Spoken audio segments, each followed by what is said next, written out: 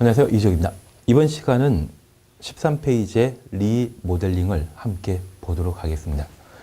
여기 리모델링은 계속 시험 문제가 출제되고 있는 사항으로 꼼꼼하게 그 내용을 정리해 주셔야 됩니다. 여기 리모델링은 주택단지의 공동택이 시간이 지나 노후화되게 되면 그 기능을 향상시키고 그 노화를 억제하고자 실시하게 되는 대수선, 일부 증축을 리모델링이라 표현하게 됩니다. 그래서 건축법상 사용하게 되는 리모델링과 개념이 동일한데 특별히 공동택이 적용되는 리모델링이라고 하면 주택법을 우선 적용하도록 되어 있고 공동택을 제외한 그 밖의 건축물의 리모델링에 대해서는 건축법령에 따르도록 되어 있습니다. 그래서 우리가 지금 공부하고 있는 것이 주택법의 리모델링에 해당되기 때문에 공동택과 관련된 리모델링은 주택법령을 우선 적용하게 됩니다. 그러면 이러한 리모델링 사업을 시행하게 되면 각종 관련 비용을 부담하고 여러 가지 문제가 발생했을 때 그 문제를 해결하는 자, 바로 시행자, 사업체에 관한 구분을 잠깐 해 놓습니다. 그러면 공동택을 리모델링 하게 되었을 때 그 비용 부담은 주택 소유자가 비용 부담하는 것이죠. 그 소유자가 만약 500세대 아파트라고 하면 500명 전부 시행자 되기는 뭐합니다. 그래서 그들의 대표 기구인 입주자 대표회의가 그 사업을 시행하거나 리모델링 주택조합을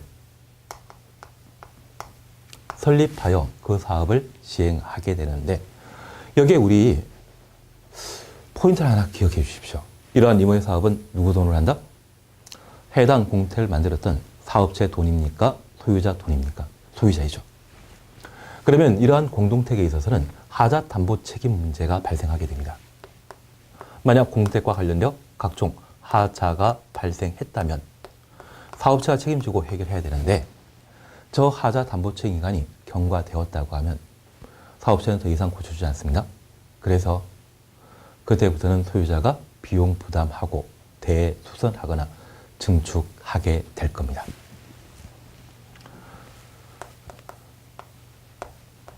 그러면 이러한 리모델링 사업에 있어서는 크게 두 가지 형태로 구분하게 됩니다. 대수선형 리모델링 사업 그리고 증축형 리모델링 사업으로 각각 구분할 수 있는데 저 하자 담보 책임 기간이 경과되고 일정 하자 담보 책임 기간이 경과되었다고 하면 그때부터는 대수선형 리모델링 사업을 할 수 있고요. 증축형 리모델링 사업은 기존 공택을 좀 더 크게 만든다는 이야기죠. 이러한 증축형 리모델링 사업은 해당 공택의 사용 금사 등을 받은 날부터 15년 경과되면 증축형 리모델링 사업을 시행하게 됩니다. 이렇게 증축하게 되었을 때 공동택에 있어서는 증축형 리모델링 사업을 시행하게 되면 대지에 대해서는 증축형 리모델링 사업 곤란하죠. 건물 자체에 증축형 리모델링 사업이 가능한데 이러한 공동택은 전유 부분과 공용 부분으로 각각 나눌 수 있을 겁니다. 그래서 주거 전용 면적 또는 전유 부분이라 표현하는 것 이걸 증축하는 것과 공용 부분을 증축하는 것으로 각각 구분하게 됩니다. 그럴 때 이 전유 부분의 증축 한도를 법으로 제한하고 있는데 그 범위에 관한 사항을 함께 살펴봅니다. 우리 13페이지에 이 리모델링과 관련되어 박스 1 대수선 그리고 2번 증축형과 관련된 사안인데 사용 금사일 등으로부터 15년 경과된 공동택을 각 세대 주거전용 면적 10분의 3 이내 증축하는 행위 리모델링 사업을 통해 할 수 있습니다. 그리고 세대 주거전용 면적이 85제곱미터 미만의 경우는 10분의 4 증축하는 행위를 리모델링으로 시행할 수 있습니다. 공용 부분에 대해서는 별도 증축할 수 있다. 그래서 전유 부분은 원칙적으로 증축형 리모델링 사업을 시행하게 되었을 때 10분의 3, 30%까지 증축할 수 있고 예외적으로 10분의 4 증축 가능한데 저 40%까지 증축할 수 있는 것은 조건 붙죠. 세대별 주거 전용 면적이 85제곱미터 미만. 우리 이하라고 하는 것은 특정 숫자를 포함시켜 아래 숫자를 말하고, 미만이라고 하는 것은 85 빼고 그 밑에 것을 말하는 것이죠. 그래서 85제곱미터 미만의 경우 10분의 4, 40%까지 증축할 수 있는데, 우리 원칙 예외, 특히 최대란 말 붙여주게 되면 그것 예외였죠. 그래서 증축형 유무형 사업을 시행하게 되었을 때 전유 부분은 최대 40%까지 증축할 수 있다. 최대란 말 붙여주게 되면 10분의 4, 40% 말 붙여줘도 맞죠. 그래서 이쪽은 주관식 문제로 한번 생각해 보시는 것도 필요하고, 이걸 서술하게 되었을 때 그 취지에 관한 사항들을 함께 살펴주셔야 됩니다. 다만 이 공용 부분에 대해서는 증축 한도를 제한하지 않습니다. 우리가 지금까지 공부하시면서 민법 시간에 주종 관계란 말을 들어본 적이 있습니다. 그리고 우리 부동산 중개 사무실 방문하다 보면 아파트 크기를 광고하게 되었을 때 공용 부분에 대해서는 이야기하지 않고 전유 부분이 얼마인지 그것만 표시하더라고요. 그래서 대지 지분이나 또는 공용 부분과 관련된 면적은 종물에 해당되는 것으로 주물인 전유 부분의 처분에 따르도록 되어 있습니다. 그러면 이 공동택을 증축형 리모델링 사업하게 되었을 때 주종 관계, 주된 부분은 무엇이다? 전유 부분. 공용 부분은 증축형 리모델링 사업을 통해 아무리 많이 확보한다 할지라도 크게 재산 가치에 영향을 미치는 건 아니죠. 그래서 이 전유 부분에 관한 사항이 강조되기 때문에 이 전유 부분에 대해서만 증축 한도를 따로 정해 놓게 됩니다. 그래서 여기 증축형 리모델링 사업과 관련되어 전유 부분, 공용 부분에 대한 증축 가능하다라는 것 각각 살펴봅니다. 그리고 세 번째, 이러한 리모델링 사업 시행하게 되었을 때 세대수 증가형 리모델링 사업과 수직 증축형 리모델링 사업으로 각각 구분하게 됩니다.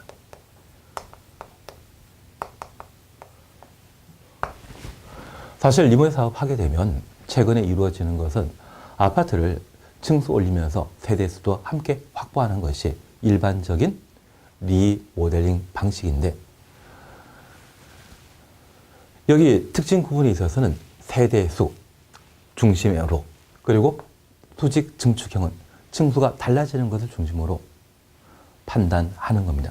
사실 이 두 가지가 동시에 이루어지지만 그 두 가지의 특징을 고려하여 그 특징되는 측면에 대해서만 법에서는 다루고 있습니다. 그래서 우리도 그런 특징되는 측면에 대해 국한해서 살펴봐야 되지, 이걸 두 개 짬뽕시켜 설명하게 되면, 이해하게 된다고 하면 좀 문제가 발생하게 됩니다. 그래서 세대수 증가형 리모델링 사업은 순수하게 세대수가 늘어나게 되었을 때 얼마까지 늘릴 수 있는지, 수직 증축형 리모델링 사업이라면 층수가 달라지는 것이죠.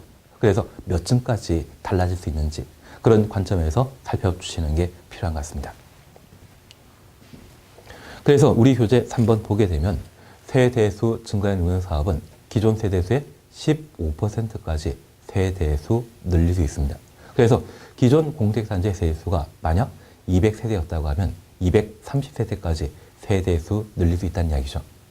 그러면 늘어난 30세대를 일반인에게 분양함으로써 공사 비용에 충당하는 것을 특징으로 삼고 있습니다.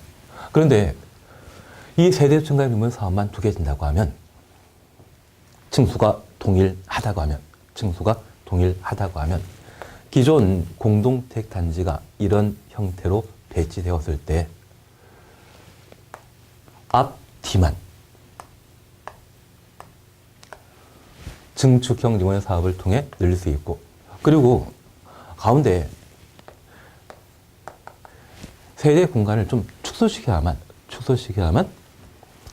일반에게 분양할 수 있는 세대가 마련되게 됩니다. 그러면 이러한 앞뒤 공간만 늘어나고 그리고 옆으로 좀 줄어들게 된다고 하면 이건 불편하지 않겠습니까? 그러한 문제를 해결하고자 수직 증축형 리모델링 사업을 허용했습니다.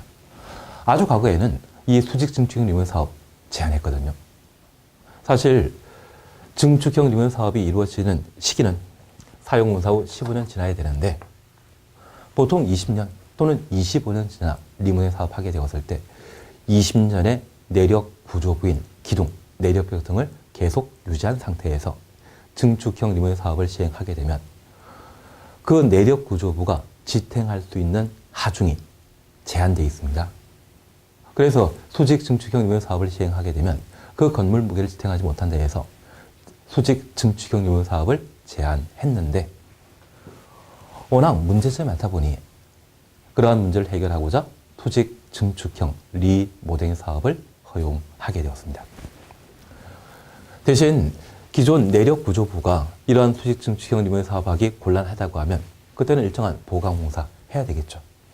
그러면 여기 수직 증축형 리모델링 사업은 원칙적으로 2개 층을 수직 증축할 수 있고 예외적으로 최대 3개 층을 수직 증축할 수 있습니다.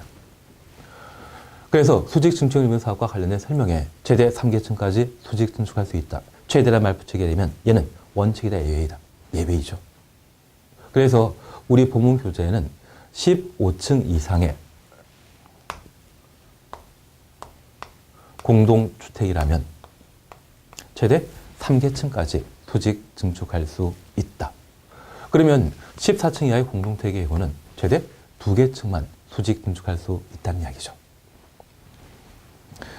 그래서 수직 증축형 리모델링 사업과 관련되어 최대 3개 층 이하로 수직 증축할 수 있는 것 15층 이하일 때, 그리고 14층 이하의 공동주택이라고 하면 2개 층까지 수직 증축할 수 있다는 것 확인해 놓으시고, 이런 수직 증축 시에 그 건물 무게를 제대로 지탱할 수 있는지 파악하고자 해당 공동주택의 구조도를 확보하도록 되어 있습니다. 여기 구조도는 15년, 25년 전에 공동주택을 신축할 당시의 구조도를 말합니다. 그래서 리모델링 시의 구조도가 아니라 15년 전, 20년의 구조도라는 것을 이해해 놓습니다.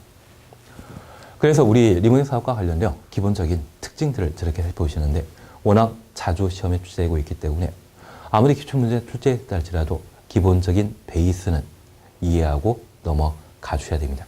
앞으로 계속 시험에 나오겠죠. 그래서 리모델링 사업과 관련되어서는 저렇게만 잠깐 살펴보시고 바로 사업 주체에 관한 사항을 함께 살펴봅니다.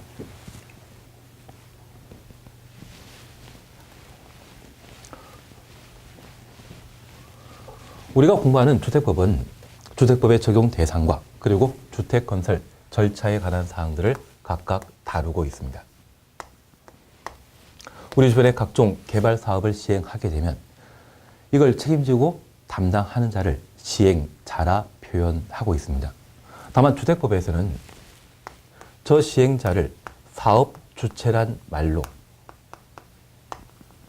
달리 표현하고 있는데 우리 건축법에서는 건축주란 말 사용했죠. 주택법에서는 저 시행자를 뭐라 표현한다? 사업 주체라 표현합니다. 그래서 시행자나 건축주나 사업 주체나 같은 개념이지만 적용하는 법령에 따라 표현을 달리하는 것으로 파악해 놓습니다. 그래서 19회 시험 때도 사업 시행자를 주관식으로 적으라고 시험에 낸 적이 있는데 이것도 법령마다의 다른 차이점을 강조했을 뿐 크게 구분, 실익은 없는 듯합니다. 그러면 저 사업체, 주택법상 주택건설 사업을 담당하는 자, 책임지는 자를 말한다? 사업 주체라 표현하게 됩니다. 이러한 사업체는 주택건설 사업, 대지 조성 사업과 관련되어 사업 계획을 수립하고 사업계획 승인권자에게 승인받음으로써 주택건설 사업을 시행할 수 있는데 우리 건축부에서는 건물 만들고자 할 때 건축허가라고 하는 인허가 절차를 얻은 때만 개발할 수 있습니다. 그와 마찬가지로 주택법에서는 사업계획 승인받아 건축물을 만들 수 있다, 주택을 만들 수 있다 그렇게 이해해 놓습니다. 이렇게 사업계획 승인받은 자는 공사에 필요한 준비를 마치고 착공신고함으로써 공사 개시할 수 있고 그러한 공사가 전부 완료되었다고 하면 사용금사 받아 완공한 주택을 이용하게 됩니다. 보통 이런 절차와 관련되어 사업체에서 하나 또는 두 문제 정도 출제하고 있고요. 사업계획 승인에서 하나, 두 문제 정도, 사용검사에서 한두 문제 정도를 시험에 출제하고 있기 때문에 이 전체 절차 부분에서 보통 세 문제에서 네 문항 정도를 출제하게 됩니다. 지역적인 문제도 출제할 수 있고 일반적인 문제도 출제할 수 있는데 기본적인 체계에 관한 사항은 저렇게 살피셔야 됩니다.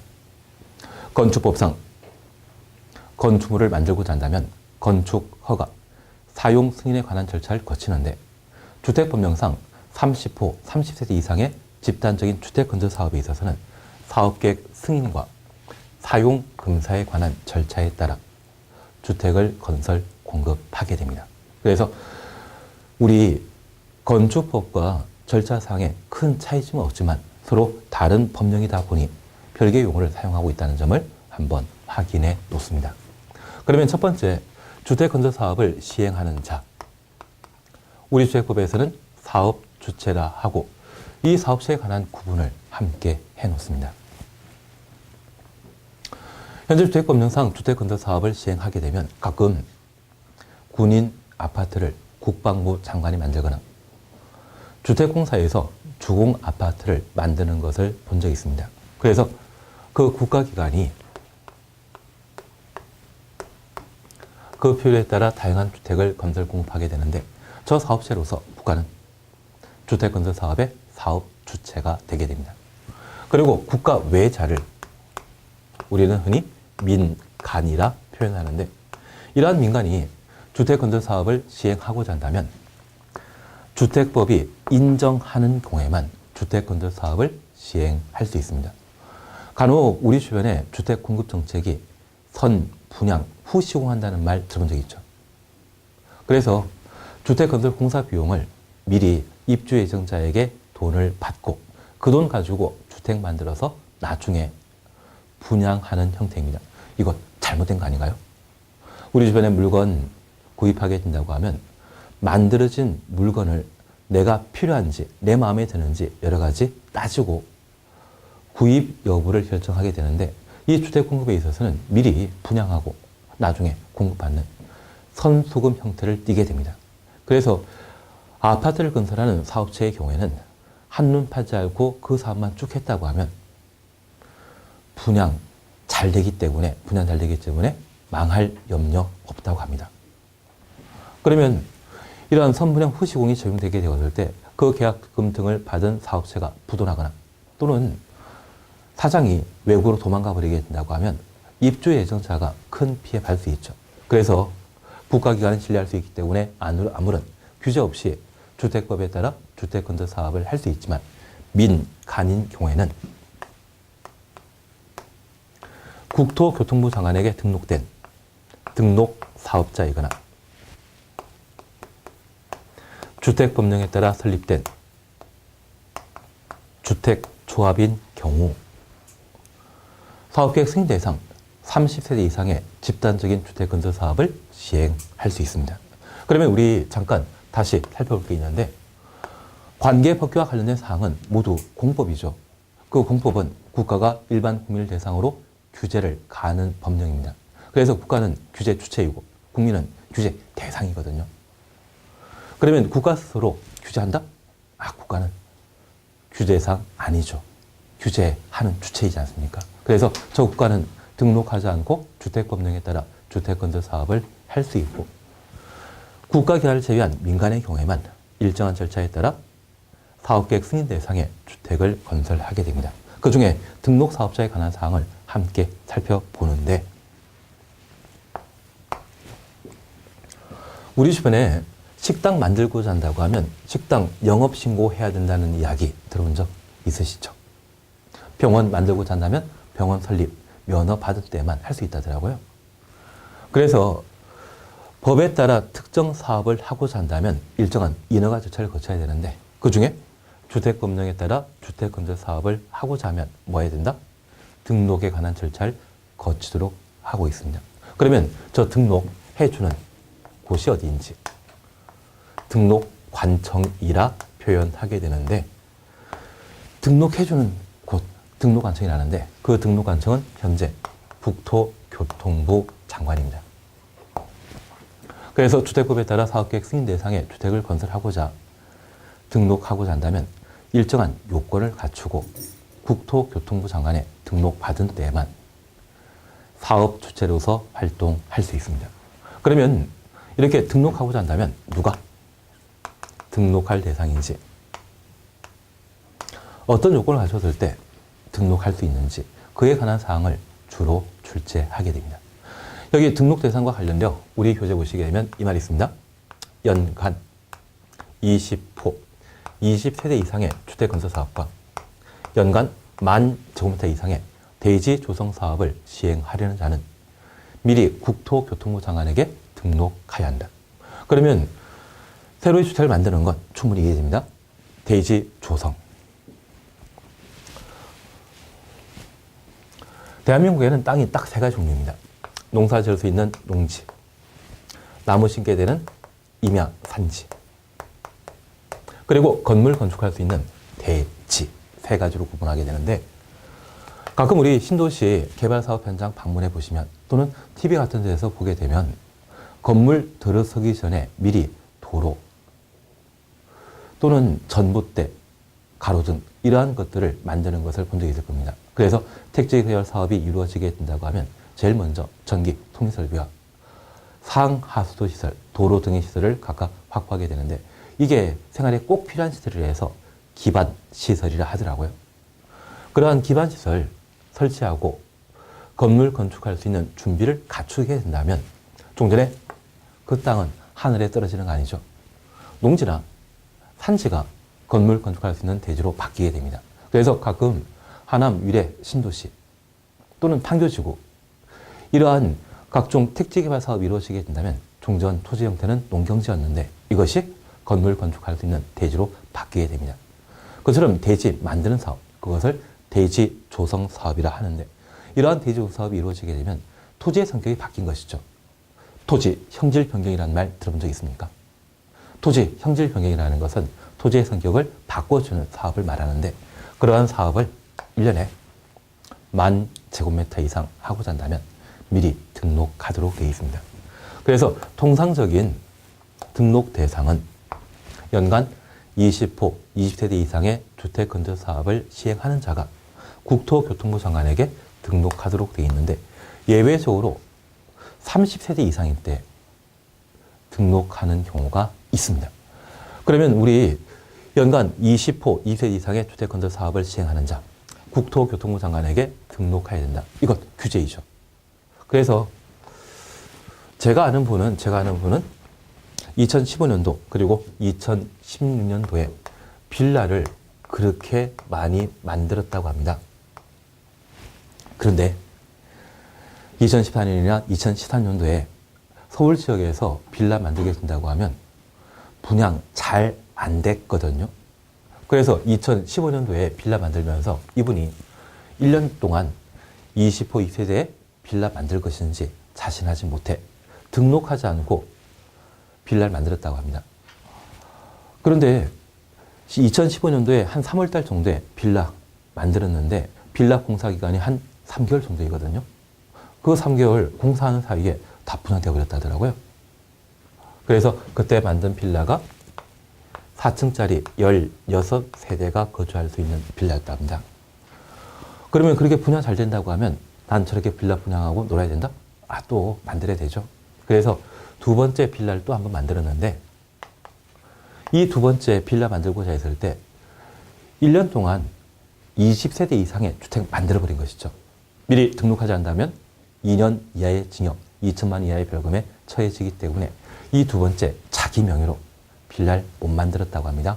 그래서 동생분 중에 명의 하나 빌려가지고 빌라 개발했다더라고요.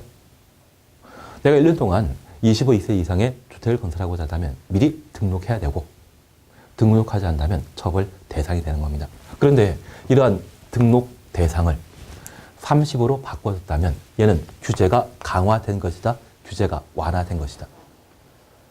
규제 완화된 것이죠. 그래서 우리 교재 보게 되면 도시형 생활주택의 경우 또는 원룸주택과 85세에서 초과하는 주택 한 세대 건설 공급하게 되었을 때 연간 30세대 이상 건설하는 자는 국토교통부 장관에게 등록해야 된다. 그러면 도시형 생활주택을 25세대 올해 만들게 되었다고 하면 그때는 등록하지 않고 만들 수 있다는 이야기죠. 그래서 여기 도시형 생활택을 건설할 때 연간 30대 이상 건설하는 자 등록 대상이다. 얘는 규제 완화에 해당됩니다. 이렇게 규제가 워낙 많이 풀어지다 보니 이 도시형 생활택을 만들고자 하는 분이 꽤 많더라고요. 도시형 생활택과 관련된 등록 대상은 규제 완화 사항으로 연간 30세 이상일 때 국토교통부 장관에게 등록해야 한다. 등록 요건과 관련되어 자본금에 관한 사항만 한금은 보고 지나갑니다. 3억. 개인은 자산평가액이 6억 이상일 것. 그래서 우리 회계 공부하시다 보면 이쪽이 차변이라 하더라고요. 이쪽은 대변이라 하더라고요. 그래서 우리 자본과 자산, 부채 구분할 수 있죠. 그래서 자산, 그 자산 안에는 자본과 부채 들어가더라고요. 여기가 자산, 여기가 자본, 부채 들어가는 것이죠. 아닌가요? 그러면 우리 잠깐 구분해 주실 것은 법인 때는 자본금이라 표현하고 개인 때는 자산평가액이라는 말을 사용하게 되는데 관계법규 전반에 걸쳐 법인 그리고 개인과 관련되어 그 요건을 달리 정하고 있는 것이 여기가 유일합니다. 나머지는 개인, 법인 동일한 금액을 요건을 하고 있지만 등록사업자와 관련되어서는 법인일 때만 3억, 개인일 때는 자산평가액을 그 2배인 6억 원 이상인 때 등록할 수 있다. 기술자에 관한 문제와 사무실에 관한 문제는 크게 문제 없습니다. 그래서 사업체가 되고자 하는 자, 등록 간청 누구인지, 등록 대상 누구인지 이러한 것들을 각각 한번 확인해 놓습니다. 그리고 주택조합 함께 살펴봅니다. 국가전을 제외하고 민간이 사업계획 승인 대상의 주택을 건설하고자 한다면 주택법령상 조합 설립한 때 가능합니다. 그래서 등록사업자 아닌 자가 주택법에 따라 주택건설 사업을 하게 되면 주택조합을 설립한 때 조합주택 건설할 수 있습니다. 현재 조합주택에 대해서는 주택조합에 대해서는 지역주택조합과 직장주택조합, 리모델주택조합으로 각각 구분하게 되는데 어떤 방법으로 설립하게 되는지 설립 절차에 관한 사항만 지금 함께 살펴봅니다.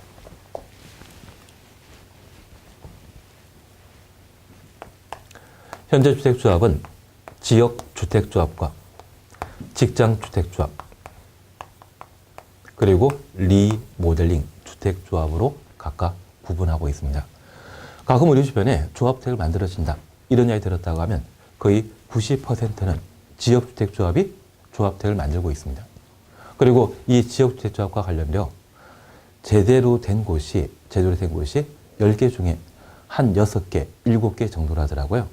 그래서 가끔 이 지역주택조합 중에 주택건설과 관련된 필요한 땅을 확보하지 않고 불법적으로 사기치기 위해 조합을 만드는 경우가 있다고 합니다. 그래서 이 조합 가입하게 된다고 하면 항상 제대로 된 인허가 절차를 거쳤는지 꼭 한번 확인해야 됩니다. 그러면 이러한 주택조합을 어떤 방법으로 만들게 되는지 조합 설립 절차, 방법에 관한 사항을 함께 살펴봅니다.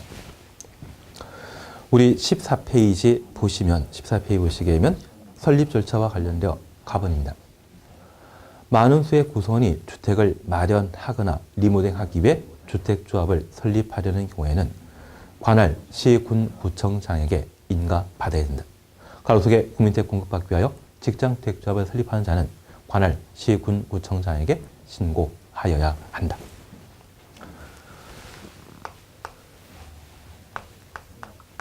그래서 일반적인 조합 설립 방법은 인가제를 채택하는 것이 원칙인데 그래서 우리 앞서 보셨던 지역, 직장, 리모델링주택조합을 만들고자 한다면 시, 군, 구청장에게 인가받아야 됩니다. 예외적으로 신고하고 주택조합을 만드는 경우가 있는데 국민주택을 공급받기 위한 직장주택조합의 경우에는 시, 군, 구청장에게 신고하고 설립하게 되는데 잠깐 우리 이렇게 보십니다. 우리가 주택법과 관련되어 민영주택과 국민주택을 구분하게 되었을 때 저 국민택은 국가기관이 건설하고 있는 국민택 규모 이하의 주택을 국민주택이라 하고, 국가 지방자치단체 재정으로 건설 개량된 국민택 규모 이하의 주택, 그리고 주택 도시기금으로부터 자금 지원받아 건설 개량하는 국민택 규모 이하의 주택을 국민주택이라 했습니다. 그러면 이번에 만들어지게 되는 지역 직장주택조합이 조합주택을 만들게 되면 그 건설 주체는 국가 아니죠. 민간입니다. 그리고 그 돈은 개인 돈에 나왔죠. 그래서 국가 지방자치재정 주택도시기금 융자 받은 게 아니거든요. 이렇게 만들어지는 조합주택은 국민택 2단이다. 아닙니다. 우리가 앞으로 주택법 또는 관계법 전반에 걸쳐 내용을 정리함에 있어서 저 국민택에 관한 개념을 명확하게 구분하시는 게 아주 중요합니다. 그게 베이스가 깔린 때에만 나머지 내용도 각각 이해할 수 있기 때문에 저 국민택, 일반 국민이 거주하는 주택 아니죠. 이 세 가지 중에 하나에 해당되게 되면 모두 국민택인데 지역 지상주택조합이 건설하게 되는 조합주택은 국민택 2단이다. 아닙니다. 그러면 이번에 신고에 설립하는 직장주택조합은 자신이 직접 조합주택 만드는 게 아니고요. 남이 만들어 놨던 국민주택을 조합원에게 우선 공급받게 하기 위해 설립되는 단체를 직장주택조합이라 합니다. 그러면 여기 신고에 설립하는 직장주택조합은 주택법에 따라 사업계획 승인 대상의 주택을 직접 건설하는 사업주체 2단이다. 사업체 아니죠. 그래서 우리 주변에 30세대 이상 사업계획 승인 대상의 조합주택을 건설하는 자는 시, 군, 구청장에게 인가받아 설립하는 지역 직장주택조합이 사업계획 승인 대상의 조합체를 건설하는 자이고요. 신고에 설립하는 직장주택조합은 사업체가 못 됩니다. 그리고 리모델주택조합은 공동택을 리모델링하기 위해 설립하는 단체이죠. 그래서 현재 주택조합의 설립 방법, 인가제를 원칙으로 하고 예외적으로 국민택을 공급받기 위한 직장주택조합의 경우에는 신고하고 설립한다.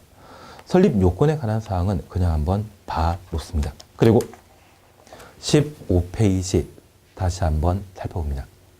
15페이지에 조합원 지위 교체 제한이란 말 찾았습니다.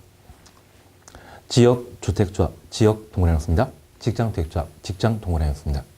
설립인가 받은 이후 설립인가 추천했습니다. 해당 조합원을 교체하거나 신규로 가입하게 할 수 없다. 이런 방법에 따라 조합이 만들어지게 되면 조합원 지위라는 것이 인정되게 됩니다. 잠깐 우리 이렇게 잠깐 살펴봤습니다.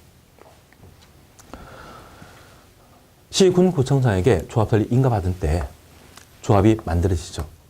그러면 그 조합 구성원에게는 조합주택에 입주할 수 있는 자격이 마련되게 되는데 그것을 조합원 지위라 표현합니다. 그중에 이 조합원 지위와 관련되어 교체, 변경을 제한하게 되는데 지역주택조합과 직장주택조합의 경우에는 설립인가 이후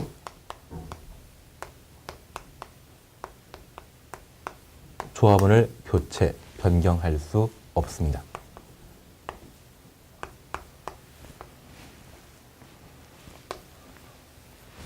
잠깐 우리 이렇게 보시는데요. 이 지역주택조합과 직장주택조합이 설립 인가를 시, 군, 구청장에게 받게 되면 저 설립 인가 당시에 주택 건설 예정 세대수의 2분의 1 이상, 50% 이상의 조합원으로 구성하도록 되어 있습니다. 그래서 지역 지상주택조합 설립하고자 한다면 주택 건설 예정 세대수의 2분의 1, 50% 이상을 무주택 소유자이거나 85제곱미터 이하의 주택을 한 채 소유한 자를 조합원으로 삼을 수 있거든요. 그러면 이 시기에는 주택건설세대수가 확정된 것이다, 예정된 것이다. 예정된 것입니다. 그러면 이렇게 예정되었다고 하면 조합주택 건설 비용은 조합원이 부담하는데 그 공사비가 확정되기 전이라고 하면 조합원에게 비용 부담 시킬 수 없죠. 그래서 조합 설립 인가 이후 조합원에게 가입 비용은 부담시킬 수 있지만 공사 비용, 주택 건설 비용을 직접 부담시킬 수 없습니다. 그리고 이러한 주택조합은 설립 인가 받은 날부터 2년 이내 사업계획 승인 신청하도록 되어 있습니다. 그리고 보통 60일 이내 사업계획 승인 받아 주택건설 사업을 개시하게 되는데 이 사업계획 승인 신청 시에는 주택건설과 관련된 설계도서를 함께 첨부하도록 되어 있습니다. 그러면 저 설계도면을 첨부했다고 하면 주택건설세수를 확정 지을 수 있고 확정되었다고 하면 공사 비용을 조합원이 분담할 수 있죠. 그러면 이 조합 설립 인가 전에는 무주택 세대주이거나 85제곱미터 이하의 주택 한 채 소유했던 자가 조합이 만들어지게 되면 조합 설립 인가 받은 이후부터 뭐가 된다? 조합이 되는 것이죠. 다만 이 조합원 지위는 공사 비용 부담 전이다, 후다. 공사 비용 부담하기 전이죠. 공사 비용 부담하기 전에 새로 만들어지는 조합주택에 입주할 수 있는 자격, 그걸 조합원 지위라 표현합니다. 반면 이 사업계획 승인 이후에는